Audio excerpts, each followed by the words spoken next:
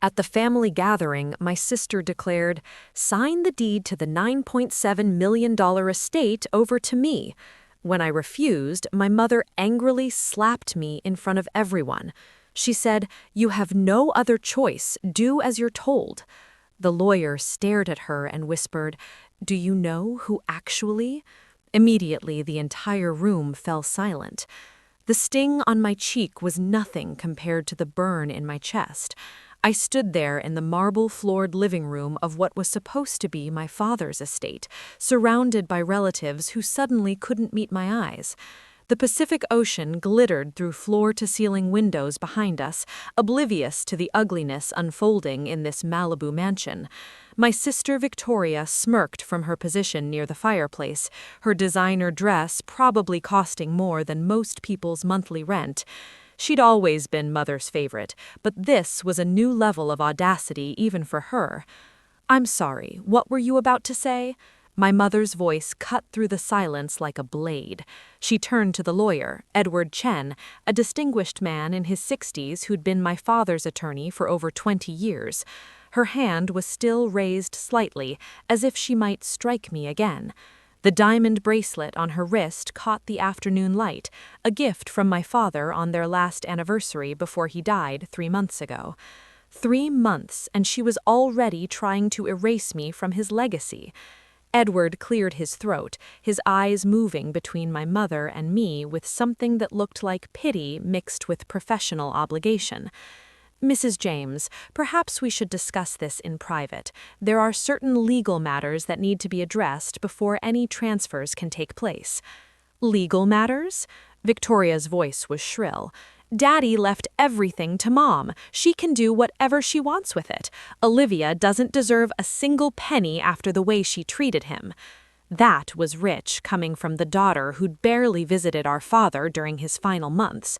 I'd been the one sitting by his hospital bed, holding his hand through the chemo treatments that ultimately failed. I'd been the one listening to his stories about building his tech company from nothing, about the mistakes he'd made and the things he wished he'd done differently. Victoria had been too busy with her influencer lifestyle and her string of wealthy boyfriends to bother showing up until the very end, when it was clear there might be money involved. How exactly did I mistreat him? I kept my voice steady, though my hands were shaking. By being there every single day? By managing his care when you were all too busy? My mother's face flushed. "Don't you dare take that tone with me. Your father and I had an understanding. This estate, this money, everything was meant to secure the family's future, not to be wasted on your little art gallery dreams." There it was, the real issue.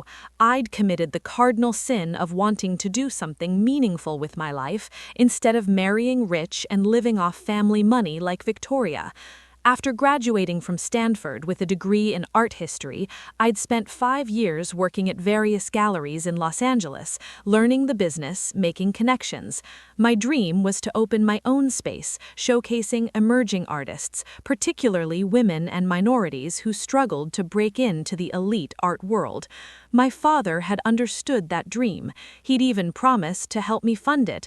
"Richard never mentioned any such understanding to me," Edward said carefully. "In fact, the will I have here tells a rather different story." "What will?" My mother's voice went up an octave. "I have the will right here." She grabbed a document from the side table and thrust it toward him, signed and notarized 6 weeks before he died. "Everything goes to me, with provisions for Victoria. Olivia gets nothing unless she agrees to certain conditions." My stomach dropped. This was news to me. Dad had never mentioned changing his will, but then again, he'd been heavily medicated toward the end.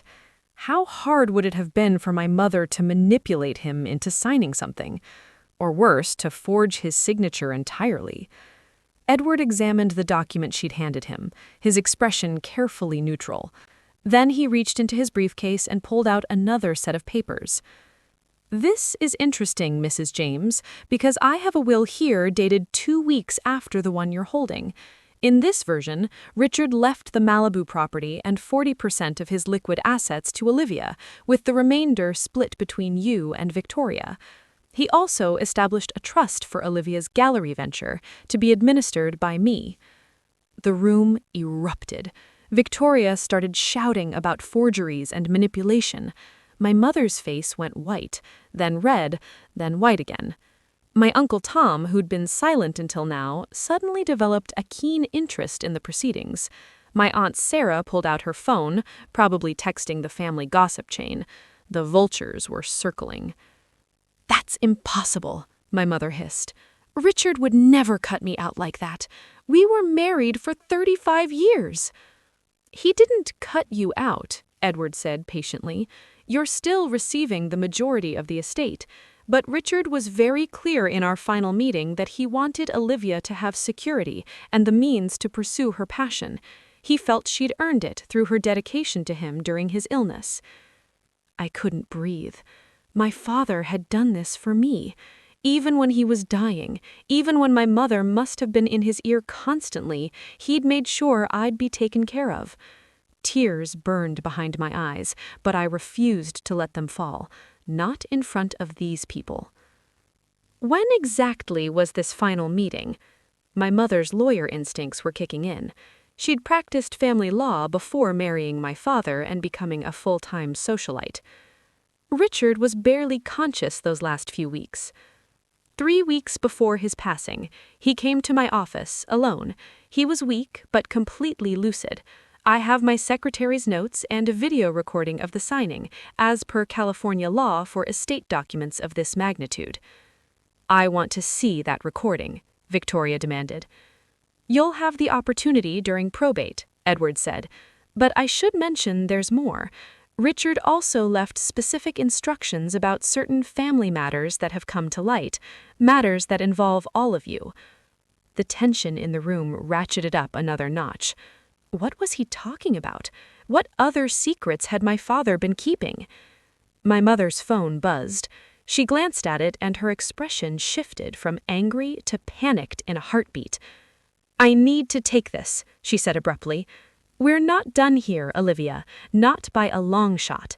She stalked out of the room, her heels clicking on the marble like gunshots. Victoria moved closer to me, her perfume overwhelming in the suddenly quiet space. "You think you're so smart, don't you? Playing the devoted daughter, manipulating Dad when he was vulnerable. I know what you really are." "And what's that, Victoria?" "A conniving little snake who saw an opportunity and took it." "But here's what you don't know, little sister. Mom and I have been preparing for this. We know things about you, things that would destroy your precious reputation if they got out." My heart rate kicked up, but I kept my expression blank. "I have no idea what you're talking about." "Don't you?" She leaned in close enough that I could smell the wine on her breath. Day drinking at a will reading, how classy. "Your little friend from college? The one you were so close to? What was her name? Jessica? We know all about that relationship. How do you think it would look if people knew the real reason you never got married? Conservative, old money families like ours don't exactly embrace that lifestyle, do they?" I felt like I'd been punched in the gut. Jessica and I had been together for 2 years at Stanford, but we'd been incredibly discreet. How could they possibly know? And who cared anyway? This was California in 2026, not the Dark Ages. But Victoria was right about one thing. The old money society crowd my mother moved in still had plenty of narrow-minded bigots who'd use any excuse to exclude someone. "You're bluffing," I said, but my voice wavered slightly. "Am I?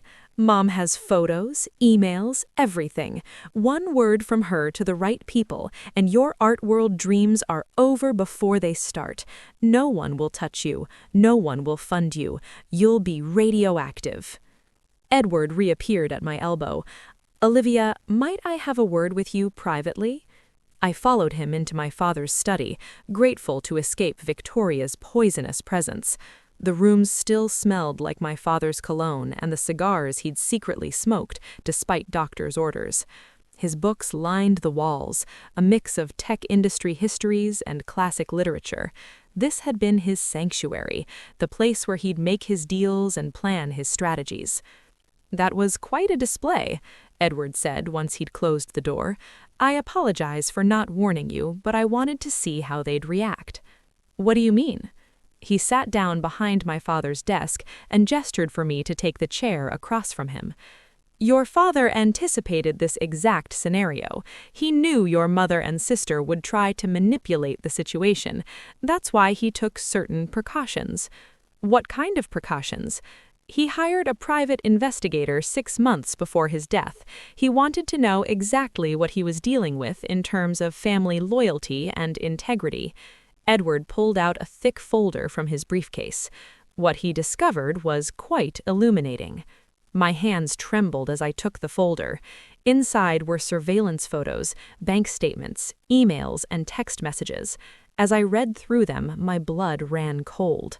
My mother had been having an affair for the past 2 years with a man named Derek Sinclair, a venture capitalist 15 years her junior. That alone was shocking enough, but the financial documents showed something even worse. She'd been systematically moving money out of joint accounts she shared with my father, transferring it to offshore accounts. Over $5 million gone. She was stealing from him. While he was dying, she was robbing him blind. "It gets worse," Edward said grimly. "Look at the emails between your mother and Victoria." I read them with growing horror. They'd been planning this for months. My mother had convinced my father to change his will while he was heavily medicated, using a combination of guilt and manipulation. She'd told him I was planning to contest any will that left Victoria anything, that I'd been talking to lawyers about declaring him incompetent. All lies, but he'd been too weak and confused to verify. The will she'd presented today was real, legally signed and notarized. But what she didn't know was that my father had realized what was happening and had come to Edward to create the second, true will when he had a brief period of clarity. "Why didn't he confront her?" I asked. "He wanted to," Edward said, "but I advised him to wait, to gather more evidence. He was planning to file for divorce once he got stronger. Unfortunately, he never got that chance. The affair, the theft, this is enough to contest the first will and possibly bring criminal charges." "Yes, but there's something else you need to know." Edward's expression was grave. "The medical examiner's report on your father's death raised some questions. The combination of medications in his system at the time of death wasn't consistent with his prescribed regimen. There were irregularities." I stared at him, unable to process what he was suggesting.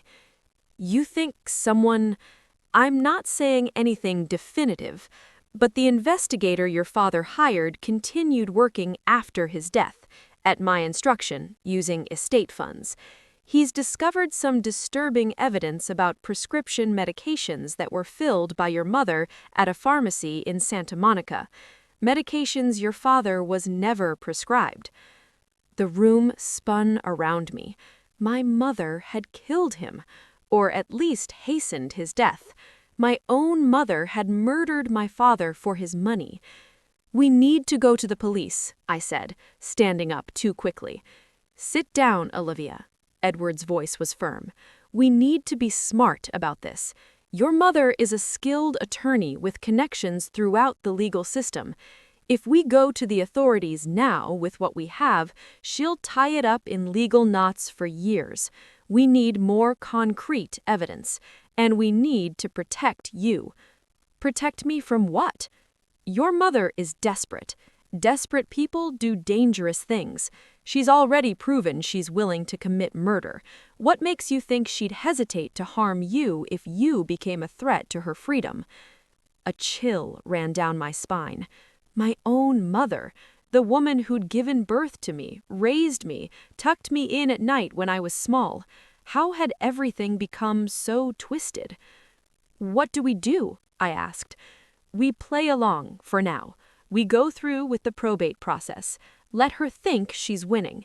Meanwhile, the investigator continues gathering evidence. And you—" He paused, studying me carefully. You need to be very, very careful. Trust no one in this family. Watch everything you eat and drink. Vary your routines. Consider getting a security detail. You really think she'd try to kill me too? I think she's already planning it, Edward said quietly. Look at the last page in that folder. I turned to the final document with shaking hands. It was a life insurance policy on me, taken out by my mother 6 weeks ago. $5 million, with her as the sole beneficiary. My father had never mentioned it, probably because he'd never known about it.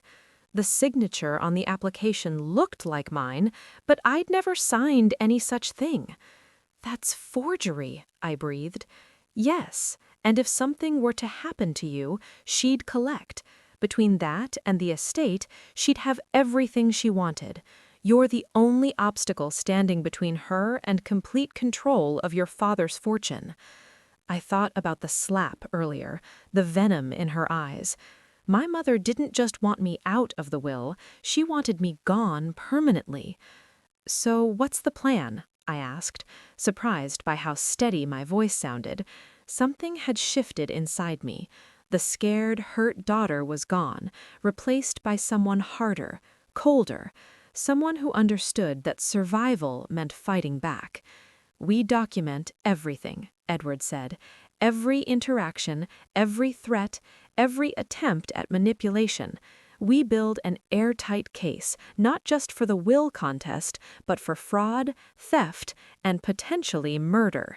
And when we have enough, he smiled grimly, we destroy her. I want in, I said, every step of the way. She took my father from me. She's trying to take my future. I won't let her win. I was hoping you'd say that. Edward pulled out another document. Your father left you something else. A letter. He wanted you to read it if things went the way he feared they might. I took the envelope with trembling hands. My father's handwriting on the front. To my darling Olivia, my greatest achievement. I opened it carefully, afraid the paper might disintegrate under my touch. My dearest daughter, it began. If you're reading this, then I'm gone, and things have played out exactly as I feared. I'm sorry I couldn't protect you better. I'm sorry I didn't see your mother's true nature until it was too late. But I want you to know that you were the joy of my life. Your kindness, your passion for art, your gentle spirit in a world that often rewards cruelty, these things made me proud every single day. Don't let them break you. Don't let them make you doubt your worth. You are strong enough to weather this storm. You are smart enough to outmaneuver them. Trust Edward. Trust yourself.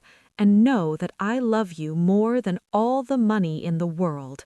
Make them pay for what they've done, but don't let revenge consume you. Build the life you've dreamed of. That will be the greatest victory of all. Love always, Dad. The tears came then, hot and unstoppable. I'd been holding them back all day, all week, all 3 months since he died.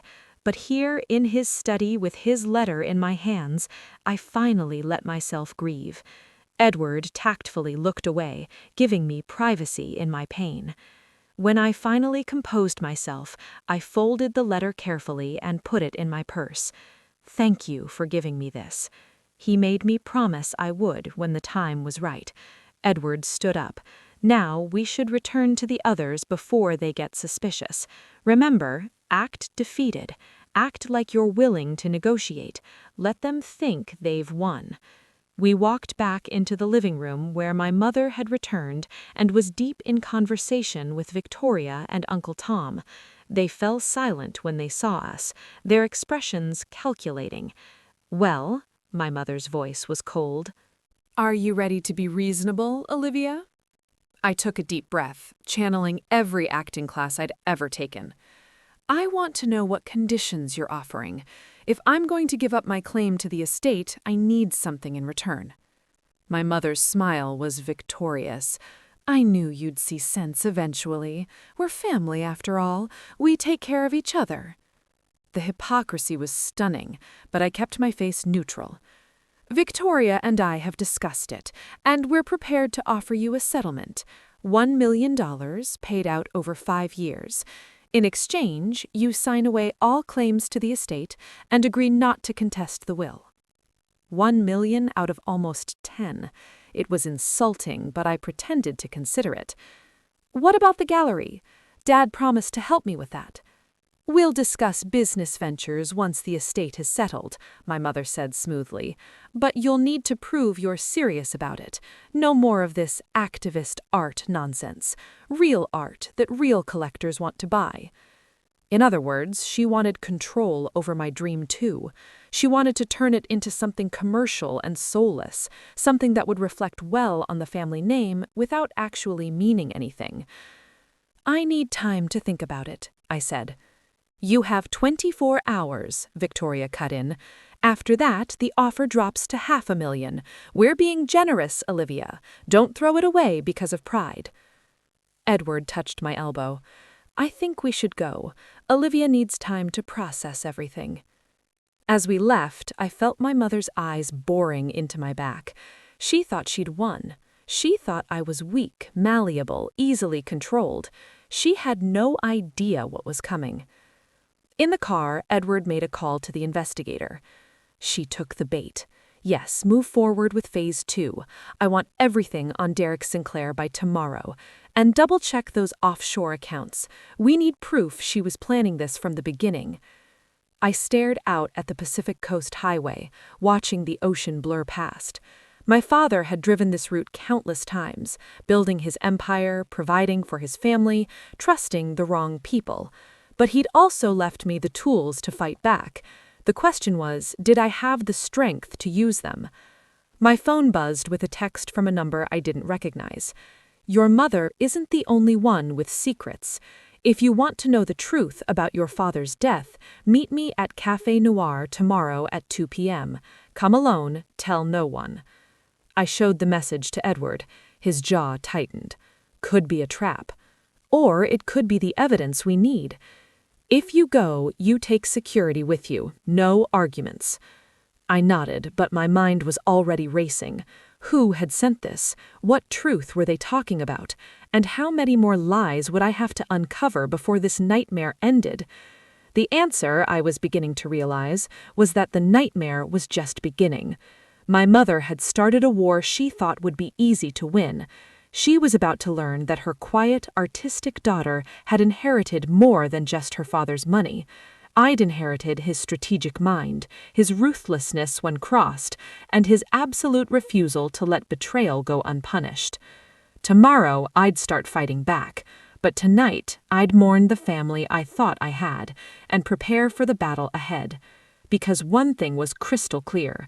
Only one of us was walking away from this intact. And it sure wasn't going to be her. I barely slept that night. Every creak of the floorboards in my Venice Beach apartment sounded like an intruder. Every car passing on the street below could have been someone watching, waiting. Edward had insisted on posting a security guard outside my building, a former Marine named Sarah who looked like she could bench press a truck.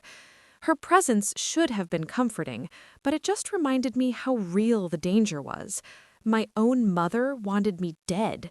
The thought kept circling my brain like a vulture, picking at the edges of my sanity. At 1:45 the next afternoon, I walked into Café Noir in Santa Monica, a trendy spot near the 3rd Street Promenade that was always crowded enough to feel safe, but quiet enough for conversation.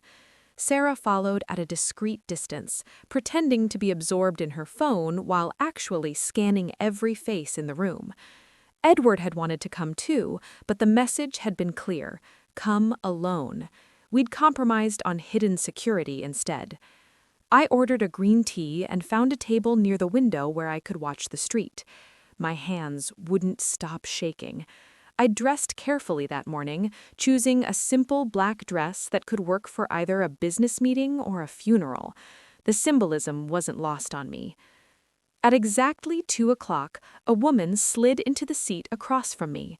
She was in her early 50s, well-dressed in a way that screamed old money, with perfectly highlighted blonde hair and the kind of subtle plastic surgery that costs a fortune. I'd never seen her before in my life. "Thank you for coming," she said, her voice low and urgent. "I wasn't sure you would." "Who are you?" "My name is Catherine Sinclair." She watched my face carefully, waiting for recognition. When it came, she nodded. "I see you know the name." Derek Sinclair's wife, the venture capitalist my mother had been sleeping with. My mind raced through the implications. "Why are you here?" I asked. "Because your mother destroyed my marriage, and I want her to pay for it." Catherine's elegant composure cracked slightly, revealing the rage underneath. "But more than that, I want to make sure you have all the information you need. Information that proves your mother is far worse than you probably imagine." She pulled a folder from her designer handbag and slid it across the table. Inside were more photos of my mother and Derek, but these were different from the ones Edward had shown me. These were intimate, taken in hotel rooms and on what looked like a yacht. But there were also financial documents, emails, and something that made my blood run cold: medical records. "What am I looking at?" I asked, though part of me already knew. Derek worked in pharmaceutical investments before moving into tech. He has connections to doctors, pharmacists, research labs. 3 months ago, your mother asked him to obtain certain medications that, when combined with your father's existing prescriptions, would cause what looked like natural complications from his cancer. I couldn't breathe. "You're saying she planned his murder down to the chemistry?" "I'm saying she executed it perfectly, or thought she did." Catherine's smile was bitter. "Derek kept records of everything. He's paranoid about potential legal exposure, always has been. When I discovered the affair 2 weeks ago, I hired my own investigator. We found his private files. He documented everything, including the emails where your mother laid out exactly what she wanted and why." "Why are you giving this to me?" "Because Derek is leaving me for her." Catherine's voice broke on the last word. 23 years of marriage, 3 children, and he's throwing it all away for that woman. He thinks once she has full control of your father's estate, they'll run off together, start a new life in Europe somewhere. He has no idea she's using him. "How do you know she is?" Catherine pulled out another document. "This is a life insurance policy Derek took out 6 months ago. $5 million. Your mother is the beneficiary. He thinks it's romantic, proof of his commitment. But I know her type. Once she's bled your father's estate dry and gotten everything she can from Derek, she won't need him anymore. And men who know too much about murder have a way of becoming inconvenient."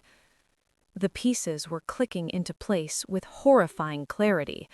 My mother wasn't just a cheater and a thief. She was a serial killer in the making, someone who viewed people as assets to be liquidated when they were no longer useful.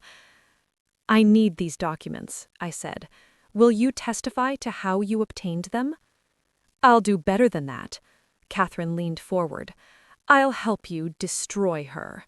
Derek keeps backups of everything in a safe deposit box at Pacific Coast Bank. I have the key. We can access it together, copy everything, and hand it over to the authorities. But I want something in return." "What?" "I want Derek to go down with her. I want him prosecuted, humiliated, stripped of everything he has. And I want my children to see exactly what kind of man their father really is." The venom in her voice was matched only by the pain in her eyes. "He chose her over us, over our family. He needs to pay." I understood that desire for revenge all too well. "When can we get into the safe deposit box?" "The bank closes at 5. We should go now."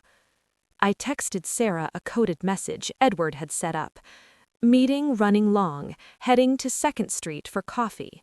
It meant I was moving locations, but still safe. Her response came immediately. Enjoy your latte. She'd follow. Pacific Coast Bank was a boutique institution that catered to wealthy clients who valued discretion. Catherine walked in like she owned the place, which, in a sense, she did.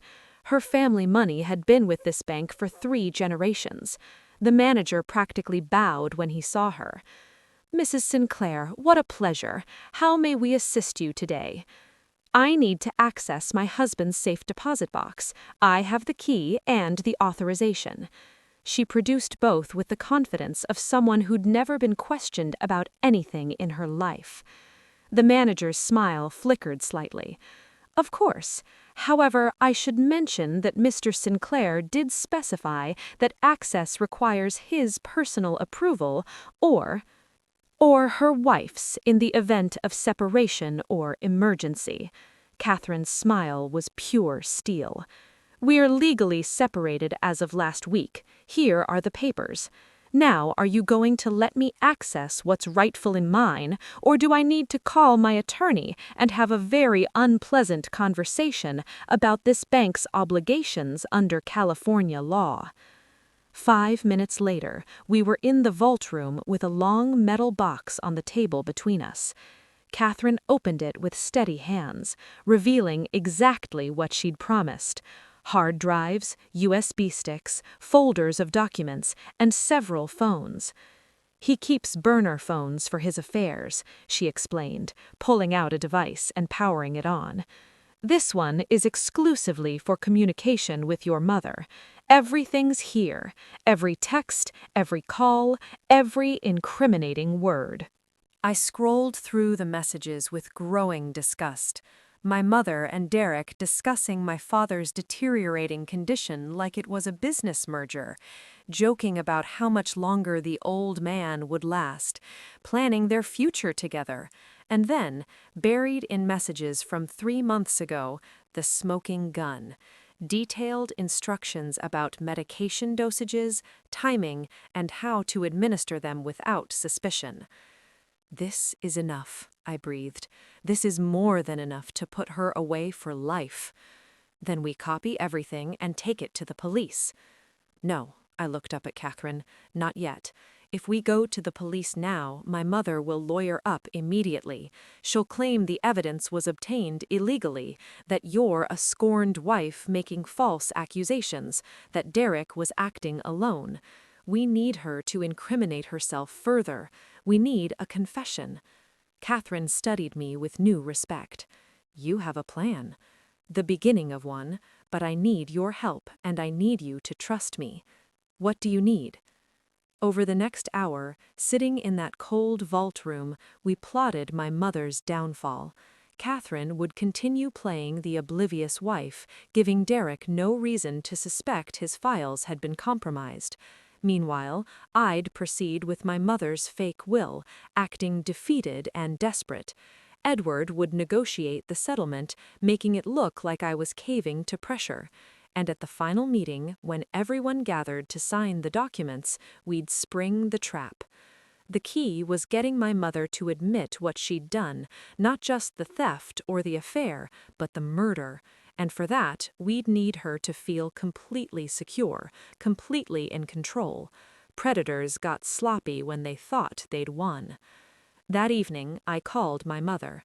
She answered on the first ring, her voice dripping with false concern. "Olivia, darling, I've been worried about you. Have you made a decision about our offer?" "I want to accept," I said, injecting just the right amount of defeat into my voice. "But I need to meet with you first, just the 2 of us. I have questions about Dad's final days, and I need closure before I can move forward." There was a pause. I could practically hear her calculating. "Of course, sweetheart. Why don't you come to the house tomorrow evening? We can talk over dinner, just like old times." "Just like old times before you murdered my father." "That sounds perfect. Thank you, Mom." "Anything for my daughter." The lie was so smooth, so practiced, I almost admired her skill. Almost. Edward was furious when I told him the plan. Absolutely not. You're not walking into that house alone with her. It's too dangerous. I won't be alone. Sarah will be there, and you'll have surveillance equipment planted throughout the house. We need this confession, Edward. Without it, any halfway decent lawyer will tear our case apart. She needs her to tell me herself what she did. And if she tries to kill you instead, then you'll have her on video attempting murder, which is almost as good. I tried to smile, but my face felt frozen. Trust me, I can handle this. The next 24 hours crawled like molasses. Catherine sent me copies of everything from Derek's safe deposit box, encrypted and stored in multiple secure locations. Edward had a tech team wired my mother's house with hidden cameras and microphones in every room. Sarah ran me through self-defense scenarios until my muscles ached, and I practiced my lines, my reactions, my performance. Because that's what this was, the role of a lifetime, and I had to nail it. When I pulled up to my childhood home in Malibu the following evening, my hands were surprisingly steady on the steering wheel. This was the house where I'd learned to ride a bike, where I'd had my first kiss, where I'd cried over college rejections and celebrated acceptances. The house where my father had built a family he thought would last forever. Now it was just a crime scene waiting to be processed. My mother greeted me at the door wearing a dove-gray dress that probably cost more than my car. "Olivia, I'm so glad you came. I've made your favorite, sea bass with lemon and herbs." The domesticity of it all was surreal.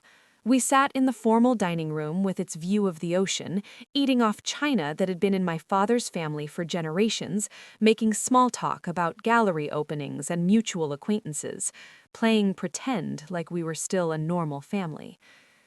"You said you had questions about your father's final days," my mother said eventually, refilling my wine glass. I noticed she was barely touching her own, keeping a clear head. "I need to understand what happened.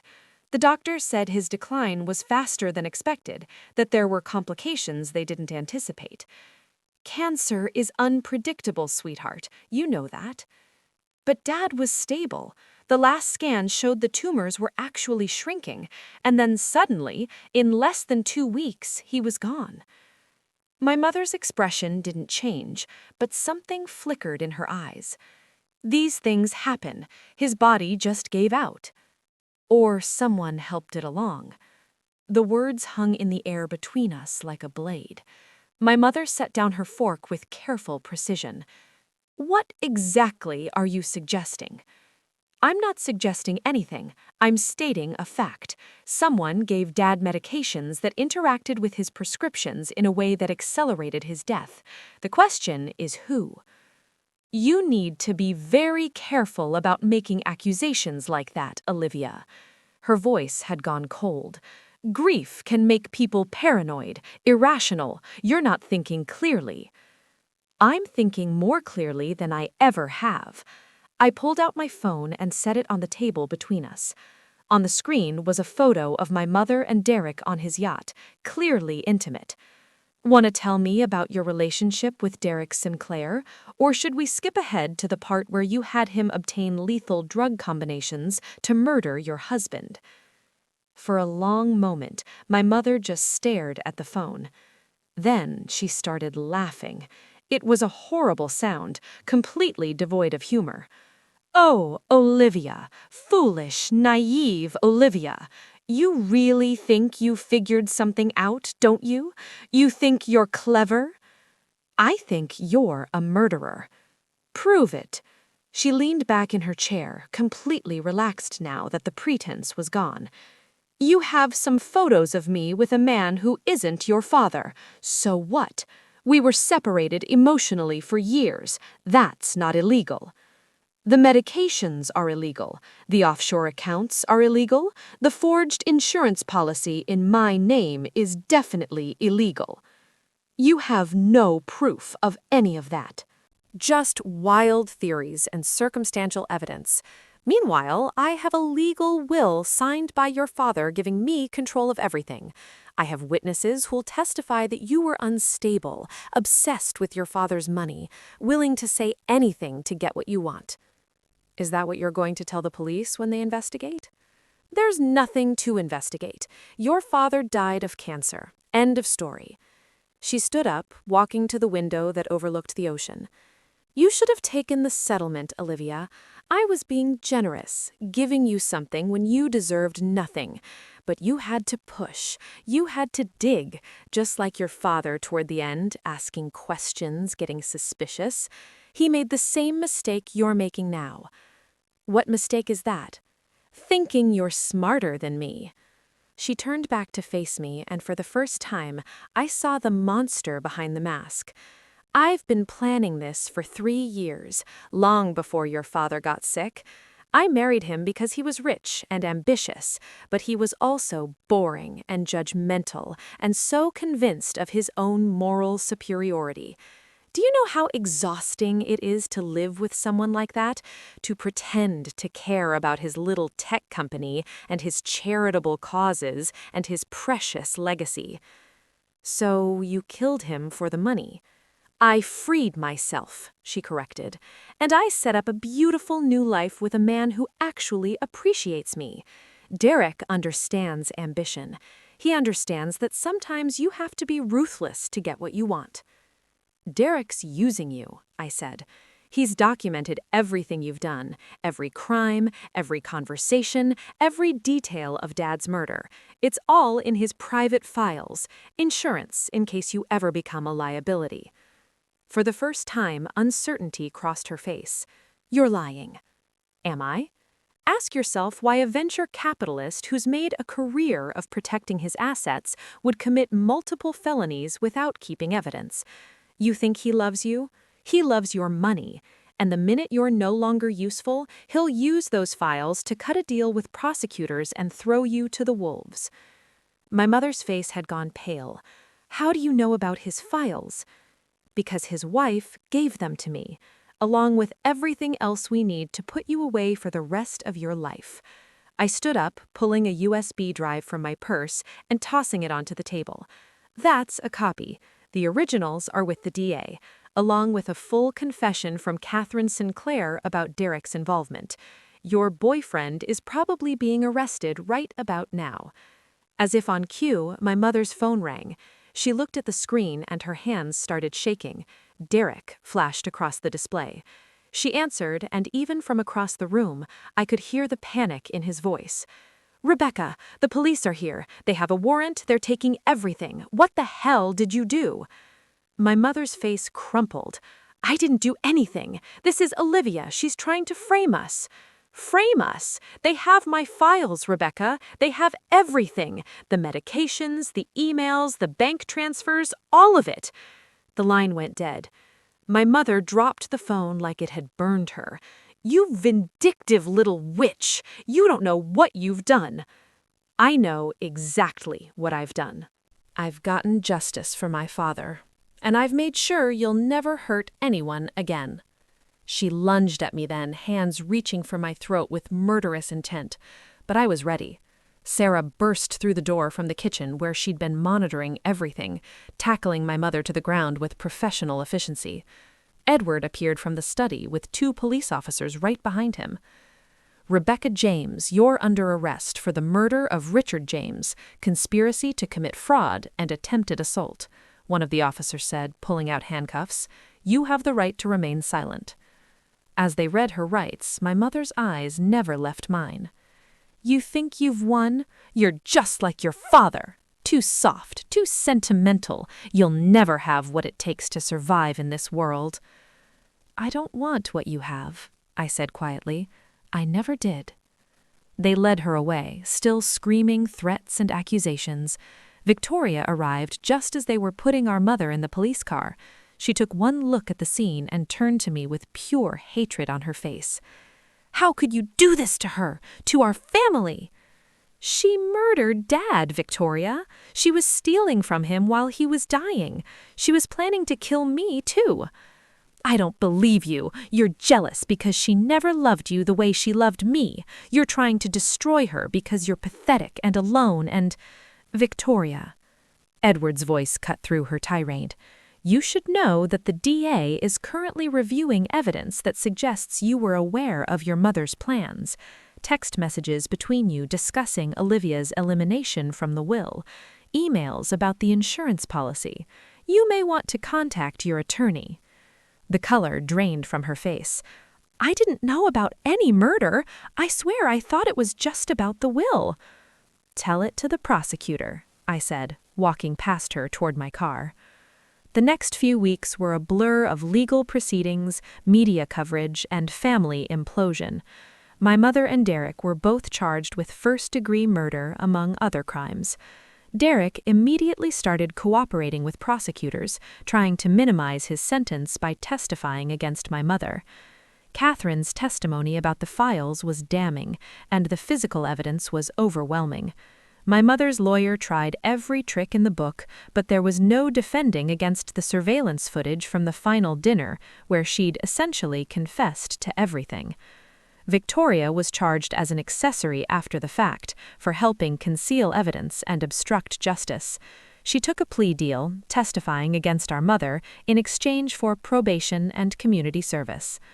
The last time I saw her, at a pre-trial hearing, she wouldn't even look at me. Uncle Tom and Aunt Sarah and the rest of the family scattered like cockroaches when the light came on. Suddenly, no one wanted to be associated with the James name. The social circle my mother had cultivated for decades turned their backs on her with stunning speed. Old money families don't forgive scandal, and murder is the ultimate social faux pas. Through it all, Edward was my rock. He managed the estate probate, dealt with the lawyers and the media, and made sure I was protected from the worst of the chaos. My father's true will was validated, and once all the legal dust settled, I inherited the Malibu house, 40% of the liquid assets, and the gallery trust. It was more money than I'd ever dreamed of having. 6 months after my mother's arrest, I stood in front of a converted warehouse in the arts district of downtown Los Angeles. The space had taken every penny of my gallery trust and then some, but it was perfect. High ceilings, natural light, exposed brick walls that would showcase art beautifully. I'd named it the Richard James Gallery, in honor of my father and everything he believed about giving talented people a chance to be seen. Catherine Sinclair stood next to me, looking at the architect's renderings with approval. We'd become unlikely friends through the ordeal, bonded by shared betrayal and the fight for justice. Her divorce from Derek had been finalized, and she'd taken him for everything he had left after the legal fees. She was one of my first investors in the gallery, believing in my vision for emerging artists. "Your father would be proud," she said. "I hope so." I looked at the empty space that would soon be filled with color and creativity and voices that deserved to be heard. This is what he wanted for me. Not money or status or some perfect society marriage, just the freedom to build something meaningful. You're doing more than that. You're creating a legacy that actually matters. The gallery opened 3 months later to critical acclaim. We featured work by women, people of color, LGBTQ+ artists, anyone whose perspective had been marginalized by the traditional art establishment. The opening night was packed with collectors, critics, and artists, all celebrating something new and vital. Jessica came, my old girlfriend from Stanford. We'd reconnected during the trial, and while the romantic spark was gone, the friendship had remained. She brought her new partner, a sculptor whose work I'd immediately wanted to feature. I thought about my mother's threat to expose my sexuality, to use it as a weapon against me. Instead, I'd claimed it openly, making it clear that the gallery would be a safe space for queer artists. The art world, at least the part that mattered, didn't care about old money prejudices. They cared about talent, vision, and authenticity. The trial started 8 months after my mother's arrest. I testified for 3 days, walking the jury through every detail of what I'd discovered. The prosecution played the recording from our final dinner, and when my mother's voice filled the courtroom, admitting to years of planning, to viewing my father as an obstacle to eliminate, there wasn't a dry eye in the room.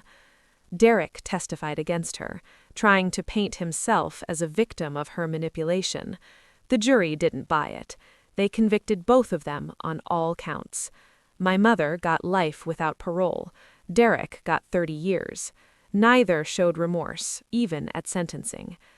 I was there when they read the verdict. My mother looked at me across the courtroom, and for just a moment I saw something that might have been regret. But then her face hardened back into the mask of arrogance and entitlement she'd worn my entire life. She couldn't even admit she'd been wrong.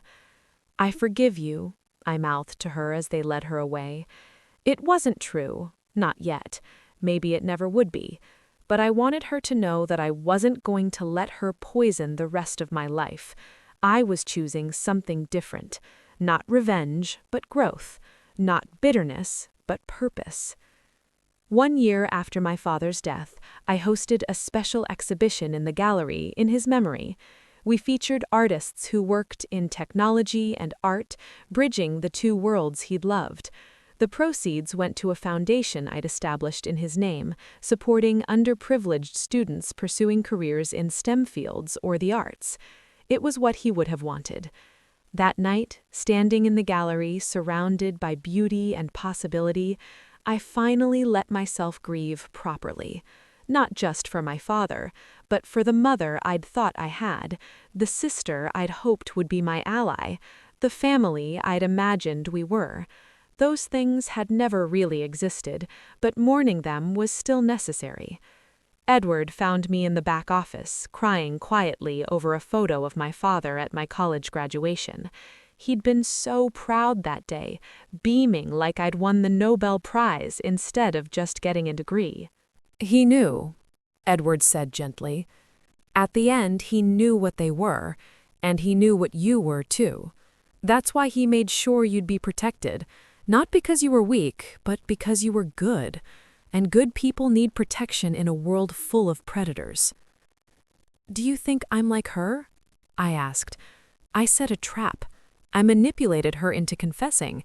I used Catherine and Derek's files. Does that make me just as bad?"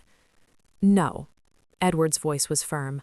"There's a difference between justice and revenge, between protecting yourself and attacking others.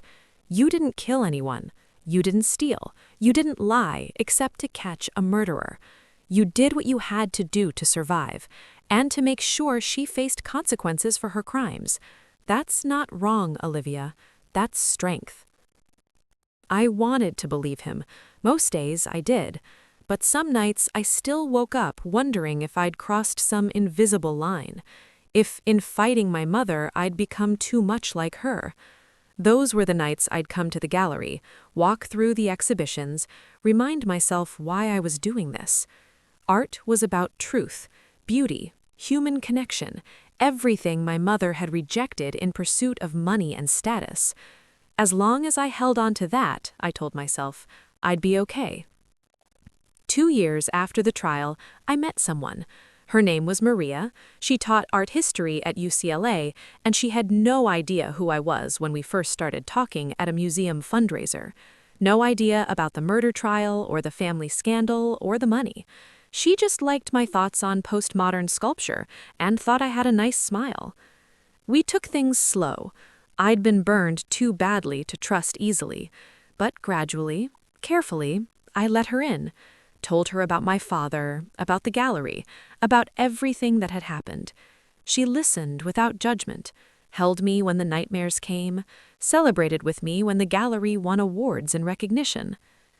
"You could have let it destroy you," she said one night as we lay in bed in my downtown loft. "Instead, you built something beautiful. That takes courage I'm not sure I'd have." You always have a choice. You chose grace over vengeance, creation over destruction. That's not nothing. Maybe she was right. I'd had plenty of opportunities to become bitter, angry, cruel.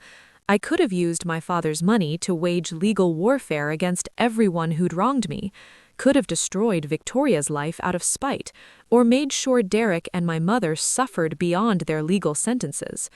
But what would that have accomplished? It wouldn't bring my father back, it wouldn't heal the wounds or erase the betrayal. Building the gallery, supporting artists, creating something positive from all that darkness, that was my revenge. Not on them, but on the worldview that said money and status mattered more than integrity. My father had built a tech empire, but his real legacy was teaching me that character mattered, kindness mattered, standing up for what was right mattered, even when it cost you. 3 years after my mother's conviction, I got a letter from her in prison. I almost threw it away unopened, but curiosity got the better of me. Inside was a single page, her familiar handwriting neat and controlled as ever. "Olivia," it read, "I won't apologize for doing what I thought necessary to secure my future. I won't pretend to regret choices I made with full awareness of the consequences. But I will admit that I underestimated you. I saw your softness as weakness, your compassion as naivete. I was wrong. You have your father's strategic mind combined with something he lacked, the ruthlessness to actually use it. You outplayed me, and I respect that even as I hate you for it. I hope you're happy with what you've built. I hope it keeps you warm at night when you're alone. Because you will be alone, Olivia. People like us always are. We're too smart, too driven, too willing to do what others won't. We frighten people. Remember that when your perfect new life starts to feel hollow. You're more like me than you want to admit." Rebecca. I read it 3 times, then burned it in the fireplace. She was wrong. I wasn't like her. I wasn't alone. I had Maria, had Catherine's friendship, had Edward's loyalty, had a community of artists and creators who valued what I was trying to build. My mother had money and status and no one, rotting in a cell of her own making. Still, her words haunted me. Was I really so different? I'd lied, manipulated, set traps. I'd used people's weaknesses against them. Where was the line between justice and vengeance, between strength and cruelty? Maria found me staring at the ashes in the fireplace. What was it? A letter from my mother, trying to get in my head one last time. Did it work? I thought about it honestly. A little. She wants me to think I'm like her, that being strong means being alone, that choosing justice makes me just as ruthless as she was. What do you think? I think there's a difference between hurting people to take what you want and hurting people to stop them from hurting others. I didn't want any of this. I didn't want my father to die, didn't want to discover my mother was a monster, didn't want to send her to prison. But I couldn't let her get away with murder, and I couldn't let her kill me too. Exactly. Maria wrapped her arms around me. Self-defense isn't cruelty. Fighting back against abuse isn't wrong. And building something beautiful out of tragedy isn't revenge. It's healing. 5 years after my father's death, the Richard James Gallery had become one of the most respected contemporary art spaces in Los Angeles. We'd launched the careers of dozens of artists who'd gone on to international recognition. The foundation had funded hundreds of students, and I'd built a life I was genuinely proud of, not because of the money or the success, but because I was doing exactly what I'd always dreamed of. I still thought about my mother sometimes, wondered how she was doing in prison. Victoria had cut off all contact with her after serving her probation, changed her name, and moved to Oregon to start over. We didn't talk, but I heard through mutual acquaintances that she'd gotten therapy, made amends where she could, tried to build a quieter, more honest life. I hoped it was working out for her. Derek served his time quietly, a model prisoner who taught business classes to other inmates. Catherine told me he'd written her several apology letters over the years. She'd burned them all without reading them. As for me, I married Maria in a small ceremony at the gallery, surrounded by art and friends and the life we'd built together. Catherine was there, and Edward walked me down the aisle since my father couldn't. Sarah, my security guard turned friend, stood up as one of my bridesmaids. It was a family of choice, not blood, and it was more real than anything I'd had growing up. Standing there in my wedding dress, promising to love and honor someone who actually deserved it, I finally felt free. My mother had tried to make me a victim of her ambition. Instead, I'd become the author of my own story. Not revenge, not bitterness, just life. Messy and complicated and beautiful. The last time anyone asked me about the trial, about my mother, about everything that happened, I told them the truth. She took my father from me. She tried to take my future, but she couldn't take who I really was. And in the end, that's what saved me. Not the money, not the evidence, not even justice. Just knowing that I was better than what she wanted me to be. My father had written in his letter that building the life I'd dreamed of would be the greatest victory. He was right. Every exhibition, every artist we supported, every student we funded, every moment of genuine joy and connection, those were my triumphs. My mother had power and money and ended up with nothing. I had love and purpose and everything that actually mattered. That's not revenge, that's just living well. And sometimes that's the most radical act of all. Quick question before you leave. Where are you watching from? Drop it in the comments below. Thank you for being part of this story time with me. I'll see you all again in the next video. Until then, stay strong, stay blessed, and keep shining.